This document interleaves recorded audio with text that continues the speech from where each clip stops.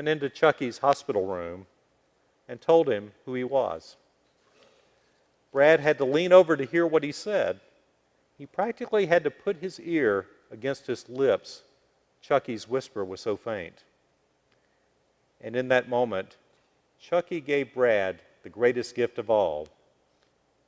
He whispered, "Don't worry, it wasn't your fault." Over the next 2 years, Brad and Chucky formed an unusual and an extremely close friendship. It didn't matter that one grew up white middle class in the Nashville suburbs and the other grew up as a dirt poor African American kid whose father left him to fend for himself and his family in little Russellville, Alabama. It did not matter that they were on different teams. All that mattered was that they were now connected for life by a shared moment, a shared pain, a shared faith, and a shared hope. When Chucky died 2 years later, Brad was by his side, holding his hand.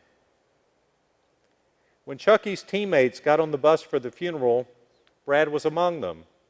There was a little murmuring among the players, but Coach Billy Brewer shut that down in a hurry. He announced, "Today, Brad Gaines is an Ole Miss Rebel." Brad chose not to play football his senior year. Instead, he graduated and built a healthcare business.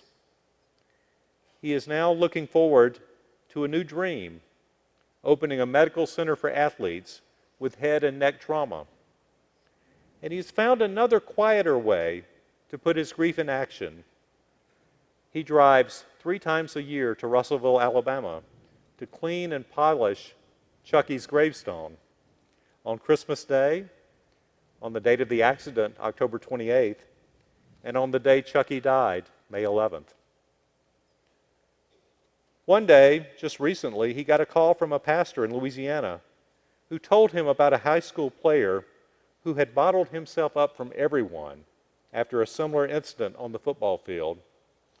The pastor asked Brad if he could take a few minutes out of his schedule just to give the young man Cody a call. Brad said, "Why don't I just drive down there?" And he did. Over lunch, for the first time, Cody revealed his feelings to perhaps the only person on the planet who could understand what he was going through. God led Brad to find new ways to press on toward the goal. Because true faith is not just our perseverance to follow.